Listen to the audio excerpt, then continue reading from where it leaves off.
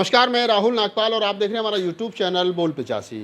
आज मेरे साथ उत्तर प्रदेश सरकार के पूर्व कैबिनेट मंत्री दद्दू प्रसाद जी हैं और मैं उनसे बात करने जा रहा हूँ। और आज की जो चर्चा का विषय यही है कि 2024 के चुनाव में, जो लोकसभा का चुनाव होना है 2024 में, जो कुछ महीने के बाद है, जिसके लिए बीजेपी और तमाम जो सत्ता में पार्टियां बैठी हैं उन्होंने अभी से तैयारियां शुरू कर दी है।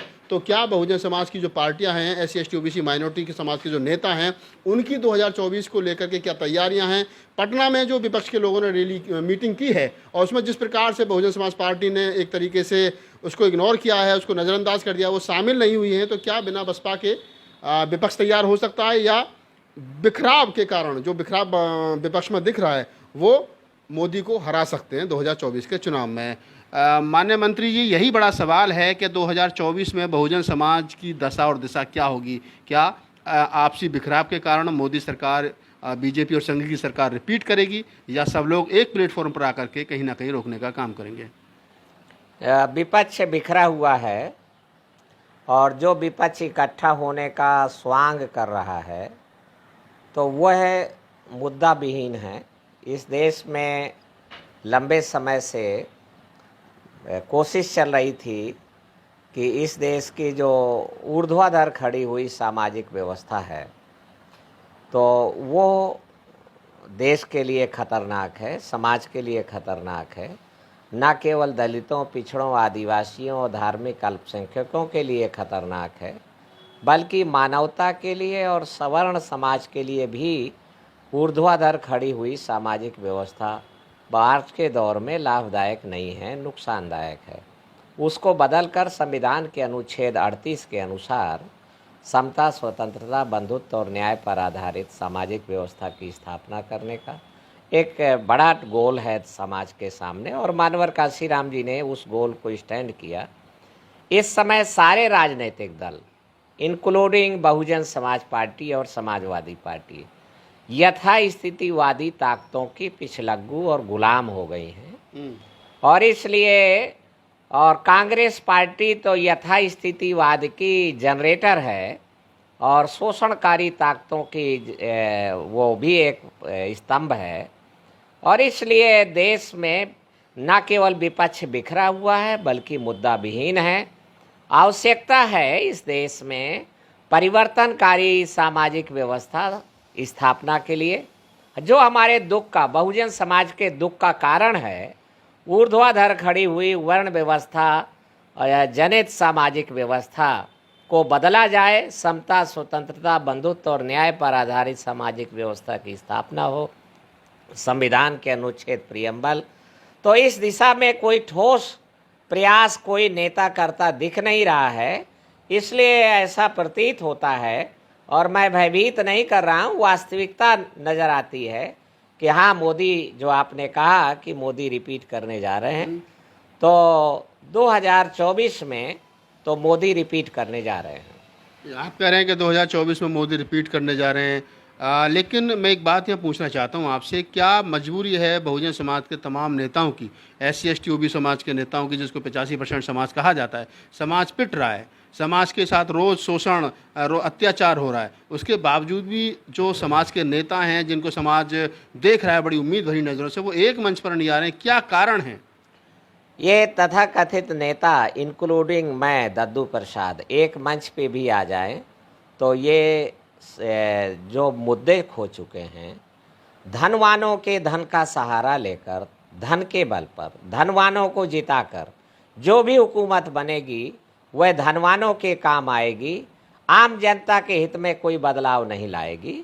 इसलिए मानवर काशीराम जी ने एक नई नीति समाज को दिया, निर्धनों के छोटे छोटे साधन का सहारा लेकर धनवानों को जंगे मैदान में परास्त करके जो हुकूमत बनेगी अनिवार्य रूप से वो निर्धनों के और दुखी पीड़ित जनों के काम आएगी, और एक बदलाव के स्तंभ बना करके उन्होंने देश के सामने पेश किया। एक लोक कल्याणकारी सरकार का भी उन्होंने मुख्यमंत्री के कान पकड़कर, और वो सरकार लोक कल्याणकारी सरकार चलाने का काम मानवर काशीराम जी ने किया। पर मानवर काशीराम जी के हाथ जैसे ही मुख्यमंत्री के कान से फिसल गए, वो कान उमेटने लायक नहीं रहे, और फिर उनको मृत्यु के गाल में समाना पड़ा। तो वो सरकार का भी नज़ारा हमने देखा है। 2007 से 12 उत्तर प्रदेश में चली, 2012 से 17 भी चली एक सरकार, जो कह सकते हैं कि वो पिछड़ों की सरकार थी। तो उसका भी परफॉर्मेंस हमारे सामने है। तो देखिए, इस देश में हमें आवश्यकता है सामाजिक बदलाव की, और सामाजिक बदलाव जो वर्ण व्यवस्था को तहस नहस कर दे और संविधान की व्यवस्था स्थापित करे, उस दिशा में जब तक एजेंडा नहीं तय करेंगे, ये सभी इंक्लूडिंग तेजस्वी यादव, नीतीश कुमार, ये वर्ण व्यवस्था के समर्थक लोग हैं। और ये हमारी बहन मायावती वर्ण व्यवस्था की समर्थक ना भी हो तो वर्ण व्यवस्था से डरी हुई हैं, भयभीत हैं सीबीआई और ईडी से। और सीबीआई और ईडी से डरे होने के कारण वो एजेंडे पर काम नहीं कर रहे हैं। लिहाजा जब वो उस एजेंडे पे काम नहीं करती हैं तो जगाए गए, चेतना पैदा किए गए, इकट्ठा किए गए और ना बिकने वाले वोटों को बोरे में भर के बेचना है। तो वोट बेचने का काम कर रही हैं। तो वोट बेचने से भारतीय जनता पार्टी को हराया नहीं जा सकता है। बहुजनों के वोटों को गोलबंद करना होगा और बेचने से रोकना होगा, तभी भारतीय जनता पार्टी को हराया जा सकता है।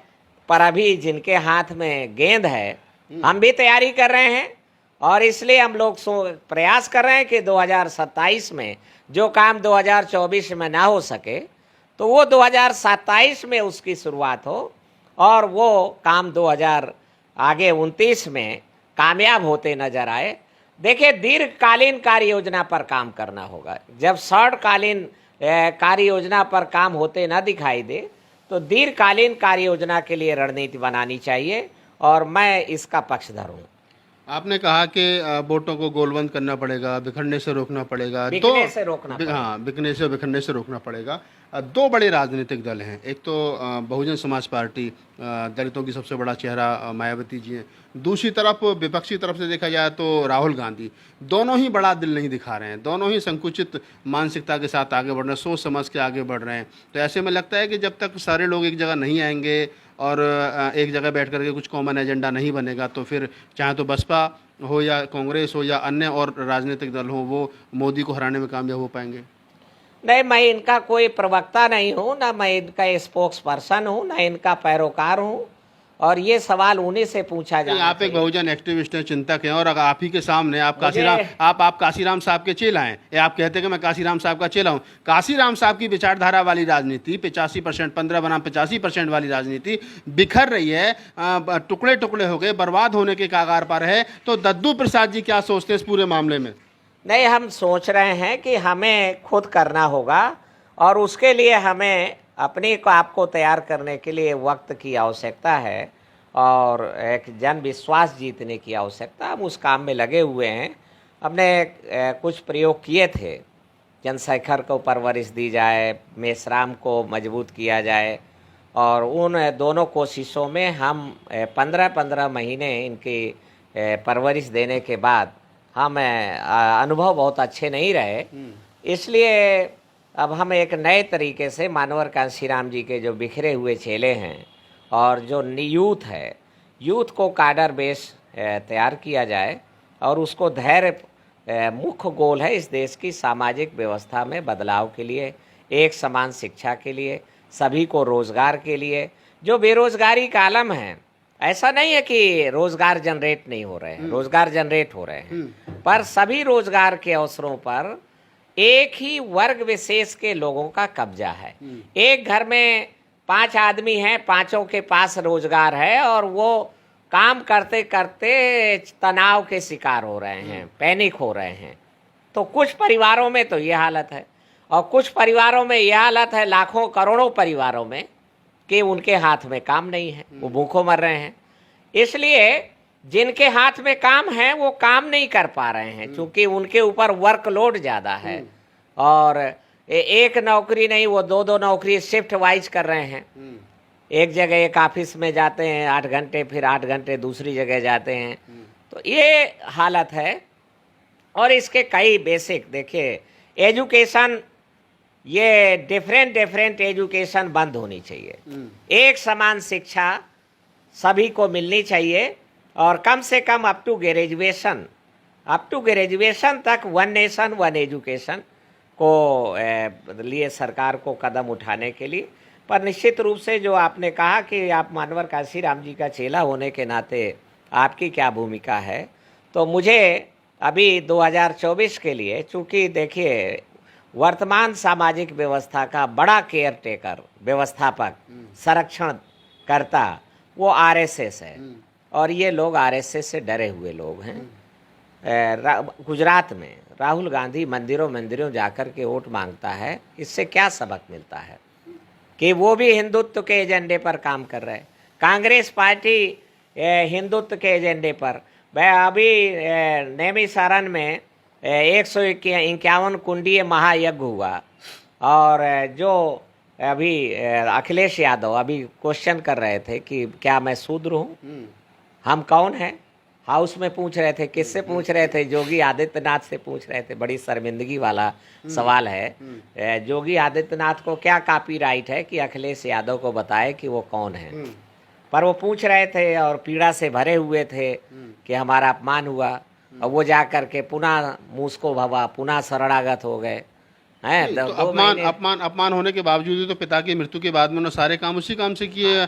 ब्राह्मणों को ब्रह्म भोज देना, ये सारी चीजें इस बात का सबूत हैं कि ये आरएसएस से, वो हिंदुत्व की सामाजिक व्यवस्था के बड़े ठेकेदार, बड़े संरक्षणकर्ता आरएसएस से डरे हुए लोग हैं। आरएसएस के हाथ में आज ईडी है, आज सीबीआई है, आरएसएस के हाथ में इनकम टैक्स है, और इसलिए ये डरे होने के कारण, इसलिए बाबा साहब अम्बेडकर ने 1950 में ही सचेत किया कि परिवर्तन के लिए चरित्रवान शीलवान लीडरशिप चाहिए। चरित्रहीन शील विहीन लीडरशिप परिवर्तन के एजेंडे पर काम नहीं कर सकती है। यही हमें साफ तौर से है। इसलिए मैं आपसे कहना चाहूँगा, देश भर में लाखों फैले लोग हैं जो परिवर्तन चाहते हैं, कि अगर देश की व्यवस्था को यथास्थिति बनाए रखना है तो चरित्रहीन शील विहीन लीडरशिप उपयोगी है। क्योंकि अन्यायी जुल्म जालिम वर्ग के लीडरशिप, चरित्रहीन लोगों के, लुच्चे लफंगों की लीडरशिप व्यवस्था को यथास्थिति बनाए रखने में मददगार साबित होगी। पर अगर इस देश की व्यवस्था को, सामाजिक व्यवस्था को बदलना है तो चरित्रवान शीलवान लीडरशिप की जरूरत है। ये जितने भोथरे चेहरे और नजर आ रहे हैं, ये कोई भी परिवर्तन की राजनीति में कारगर साबित नहीं होंगे। तो हमें 2024 की बजाय 2027 और 2029 के एजेंडे के लिए दीर्घकालीन कार्य योजना पर काम, हड़बड़ी में आप फाउंडेशन ही परिवर्तन की नहीं डाल पा रहे हैं। आवश्यकता तो आज, जब बहन मायावती की खलनायकी के कारण सब कुछ उखड़ गया है, तितर बितर हो गया है, एक देश भर का एक बड़ा कारवां सामाजिक बदलाव के लिए, बहुजन समाज पार्टी कोई पॉलिटिकल पार्टी नहीं थी, वो सामाजिक परिवर्तन के लिए तैयार किया गया आंदोलन था। पर बहन मायावती ने जब वो सारा कुछ तहस नहस कर दिया, तो अब आवश्यकता है कि स्मूथली, धैर्यवान तरीके से फाउंडेशन निर्माण के लिए काम किया जाए। फाउंडेशन निर्माण के चक्कर में न लग करके आप सरकारें बनाने बिगाड़ने के चक्कर में लगते हैं, फाउंडेशन निर्माण से चूक जाते हैं। जो आप करने लायक हैं, जो आप करने लायक हैं, वो काम करना नहीं चाह रहे हैं, और जो काम आपके बस का नहीं है, भाजपा को हराना आपके बस का नहीं है, जब आप बिखर चुके हैं, तो आपको फाउंडेशन निर्माण के लिए पुनः जन विश्वास अर्जित करने के लिए जनता की अदालत में जाना होगा, जनता के बीच जाना होगा, और छोटे साधनों से जाना होगा। आप बड़े साधनों का उपयोग करके, फार्चूनर गाड़ियों से, स्कॉर्पियो गाड़ियों से, और आप जाएंगे तो निश्चित रूप से जन विश्वास अर्जित नहीं। आप उनके लेवल पर जाएंगे, पदयात्रा करके जाएं, साइकिल यात्रा, मोटरसाइकिल यात्रा करके जाएं, तो निश्चित रूप से एक लेवल पर, उनके लेवल पर जा करके, और निश्चित रूप से उस दिशा में लोगों को लगता है कि हमारे जैसे लोग हैं और ये हमारे जैसे लोग हैं, बदलाव ला सकते हैं। तो मुझे ये विश्वास है कि देश भर में जो फैले हुए एक्टिविस्ट हैं, वो यूट्यूबर बनने के लिए जो लड़ रहे हैं वो आंदोलन को नहीं काम है। उनको यूट्यूबर है, ठीक है, यूट्यूब पैसा दे रहा है, कमाए अपना, पर वो केवल दिखावा करें कि नहीं हम आंदोलनकारी हैं। भाई यूट्यूब से जिनको पैसे आ रहा है कोई बुरी बात नहीं, कोई अपराध नहीं है, वो कमाए पैसे यूट्यूब से, पर वो आंदोलनकारी बनने का स्वांग ना रचें। वो हमारे समाज को जगा रहे हैं, कंटेंट दे रहे हैं अच्छे, हम उनके धन्यवाद, पर हमें चाहिए चरित्रवान, शीलवान और लीडरशिप, करेक्टरफुल लीडरशिप ही देश में बदलाव के लिए पहल कर सकती है। तो आप दद्दू प्रसाद जी थे और साफ स्पष्ट रूप से कहना है कि वर्तमान हालातों में 2024 में मोदी को हटाना नामुमकिन है, लिहाजा 2027 और 29 की तैयारी के लिए बहुजन समाज के तमाम लोगों को, तमाम नेताओं को और जो काशीराम साहब के चेले उनको एक मंच पे आना चाहिए। 2024 के लिए ताकत नहीं लगानी चाहिए। और उन्होंने ये भी कहा कि जो बहुत बसपा यानी बहुजन समाज पार्टी में आज जिस हाशिए पर है उसके लिए बहन कुमारी मायावती का जो खलनायकी पन है वो जिम्मेदार है। हालांकि बड़ा कठिन शब्द उन्होंने इस्तेमाल किया है। मैं यही कहूँगा कि जो यूट्यूबर, मैं यूट्यूबर हूँ, उन्होंने मेरे लिए भी कहा कि जो यूट्यूबर हैं वो यूट्यूबर हैं, अच्छा कंटेंट देते हैं, अच्छी बात है, लेकिन वो नेता बनने की कोशिश ना करो। अगर नेता बनना है तो फिर यूट्यूब का काम छोड़िए, नेता